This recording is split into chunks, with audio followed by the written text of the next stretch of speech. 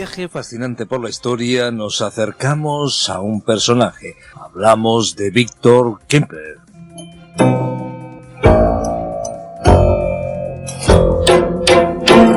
Fue escritor, periodista, filólogo y profesor de la universidad en Alemania de origen judío. Solo su matrimonio con una mujer clasificada como aria le permitió sobrevivir en la Alemania nazi. Sus diarios, junto a otros escritos que describen sus vivencias entre 1933 y 1945 bajo el Tercer Reich, fueron publicados en 1995 y constituyen una importante fuente para los estudios de aquel siniestro periodo. Hablamos de la historia, hablamos de un periodo oscuro como es el Tercer Reich, pero aportamos hoy el terreno y el elemento del lenguaje que bien conocía Víctor Kempler y su diario que sirvió para tomar el pulso a varios años, particularmente 13 angustiosos años del nazismo. Son los diarios de Víctor Kempler que detallan la espantosa rutina de 13 años de nazismo. Para hablar de nuestro personaje hoy contamos con la ayuda valiosa de nuestro experto Shai Shemer, que ya está aquí con nosotros.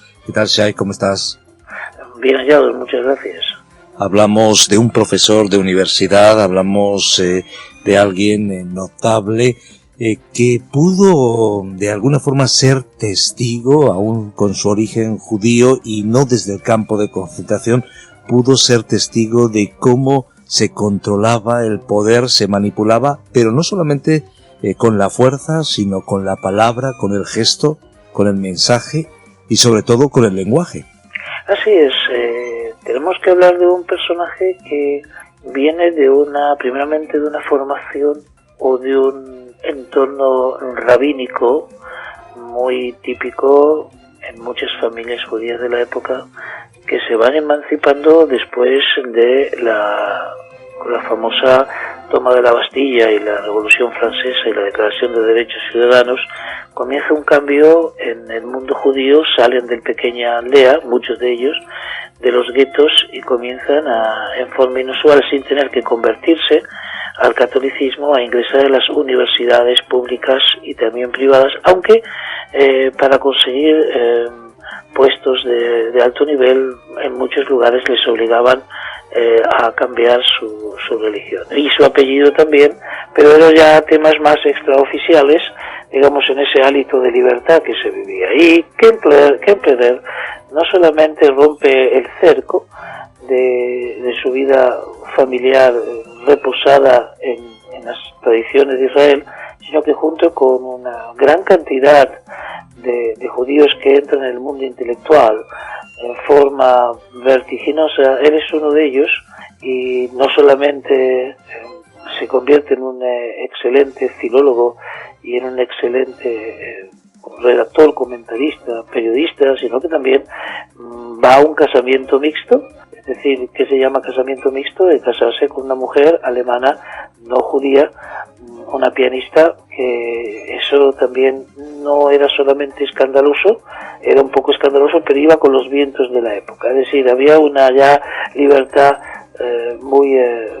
avanzada, tanto es así que los judíos llegaron a tener 13 de todos los premios Nobel que se habían otorgado en Alemania, siendo que ellos representaban de 60 millones unos 500.000 personas. Es decir, de alguna manera esto era muy especial. Y Kempler, nacido en 1881 y muerto en 1960, después de todas las vicisitudes que pasa por la guerra, que entraremos en breve, él finalmente, en las partes finales de su vida, se declara ya comunista y se desarrolla, por supuesto, en lo que queda de la Alemania, o lo que llamamos la Alemania Oriental de la posguerra, que queda en manos de la Unión Soviética, y allí en su misma ciudad, en Dresde, desde allí él también continúa desarrollándose, lo que queda de esa ciudad y su reconstrucción. Esta es la vida de este hombre, pero lo fundamental es como un hombre que deja sus raíces judías, no las deja tal vez totalmente, pero se aleja lo suficiente de ellas, pasa por el protestantismo también, y el régimen nazi no le perdona esos orígenes, y un hombre que es alemán, se puede decir alemanista germanista, es destituido. Es considerado, en un periodo muy corto, es considerado un individuo extranjero en el lugar donde estaba arraigado y enraizado. Él comienza a encontrarse con un cambio de lenguaje, con un cambio de conceptos, con una forma de educar una generación donde comienza a ver las cosas de otra manera que simplemente la generación de la posguerra, de la Primera Guerra Mundial, donde él ha participado. Alemania comienza a instruir y instruir de alguna manera, y también es el país pionero en lo que se llama educación de masas, en un aspecto mucho menos violento que podría haber ocurrido en la Unión Soviética, que significa democráticamente y a través de los ministerios designados para controlar o para gestionar la educación del país, en forma muy sumisa y muy silenciosa, se va cambiando en muchos años la forma de pensar a través del lenguaje, en un proceso que hasta tiene un ministro de propaganda, Goebbels, que es el que lleva adelante toda una lingüística diferente, y él, como filólogo alemán, comienza a percatarse de cómo se va metiendo en una generación una idea, no con los medios actuales que tenemos, y escribe un libro. Realmente merece la pena echarle un ojo a ese libro, El lenguaje del Tercer Reich, y así nos ilustra sobre este fenómeno que hoy en día es pan nuestro de cada día. Vamos a dialogar, si te parece, sobre su aportación a ese nivel, ese registro y ese análisis del lenguaje del régimen nazi, pero vayamos un poco más con su historia. Viktor Kempler fue filólogo e historiador de la literatura alemana, de origen judío, como hemos dicho, primo del célebre director de orquesta Otto Kempler. Tras combatir como voluntario en la Primera Guerra Mundial, inició una trayectoria académica que hemos mencionado, que lo condujo nada más y nada menos que a una cátedra de literatura francesa en la Universidad de Dresde. Forzado a dimitir por las leyes antijudías promulgadas por el régimen nazi, rehusó adoptar la vía del exilio y, casado con una mujer etiquetada como aria, soportó en condiciones precarias, hay que decirlo, casi toda la duración del Tercer Reich, y lo hizo desde Dresde. Escribió en ese tiempo unos diarios, los que fueron publicados por primera vez en Alemania en 1995, un momento, una fecha muy tardía. A partir de algunos de sus apuntes sobre el habla nazi, el lenguaje nazi, Kempler publicó en 1947 su libro Apuntes de un filólogo, una interesante recopilación de observaciones que revelan al experto y al erudito, pero que ante todo es un testimonio a la vez dramático pero ameno de un genuino humanista. Toda una obra que nos ha dejado todo un legado de un personaje y también un aviso a navegantes, porque hemos hablado del régimen comunista, del régimen marxista y también del nazismo, pero vemos que a lo largo de la historia los nacionalismos y diferentes regímenes políticos han aplicado también ese cambio, muchas veces cambio paulatino a través del lenguaje y a través de la educación. ¿Qué más podemos añadir? Quizás podemos, no sé si quieres apuntar algún otro dato biográfico o quizás sobre las mismas penurias que vivió, o vamos directamente con sus diarios y con sus escritos. Bueno, digamos que de alguna manera el matrimonio con Eva Schlemmer le permitió ir esquivando, como dicen las notas, las deportaciones. No obstante, había algo en él que molestaba bastante a los servicios de seguridad de Estado, y era que no estaba él trabajando para la propaganda de Estado, pero tenía mucho conocimiento, era una persona peligrosa en su capacidad intelectual, y de alguna manera lo dejaron vivo. No sé qué nivel de colaboracionismo pudo haber tenido, ya que tenía visitas asiduas de la misma Gestapo, que muchas veces no era nada simpática. No obstante, según lo que entendemos, pudo él prácticamente resistir hasta principios de 1945. No nos olvidemos ya que cercanos a agosto del 45 ese es el final de la Segunda Guerra Mundial, y logró evitar todas las deportaciones posibles de alguna manera. Ahí se nos queda un poquito un blanco cómo lo logró, pero sí estando en su misma ciudad natal de Dresde, la que fue castigada en forma que hemos investigado en estos programas, y fue realmente una acción bélica justificado o no, en esa confusión él realmente logra deslizarse hacia una parte mucho más tranquila y probablemente allí va entrando en contacto con las fuerzas comunistas. La pregunta es cómo los comunistas le recibieron, si como un judío exiliado, como un luchador por la resistencia antinazi. El resto es que él no viene de la prisión, él viene de una ciudad, pero le recibieron, tal vez tenía realmente lo que aportar al régimen soviético, y ya entrando en lo que fue después la República Democrática Alemana de la posguerra, cuando los rusos se quedan con una parte considerable de aquel territorio, él comienza allí a desarrollarse como una figura cultural de la posguerra y tal vez como un elemento de propaganda, porque sus diarios y su forma patética de escribir lo que se vivía allí, gracias a que queda vivo, esos diarios pasan a la posteridad. O sea, cómo se ve el régimen desde la pluma, el régimen nazi, la pluma de un buen escritor o un escritor con recursos, y cómo él lo fue relatando. Que tuvo discípulos en la Alemania democrática, en la República Democrática Alemana, y no nos olvidemos de que esos discípulos compilaron estos diarios para que tengan un valor de referencia histórica. Entonces Kempler es de alguna manera, no sabemos hasta qué punto reniega también la República Democrática de sus orígenes judíos. Lo que sí es interesante es que Hitler no le dejó renegar, es decir, el nacionalismo alemán, el nazismo, tenía unos conceptos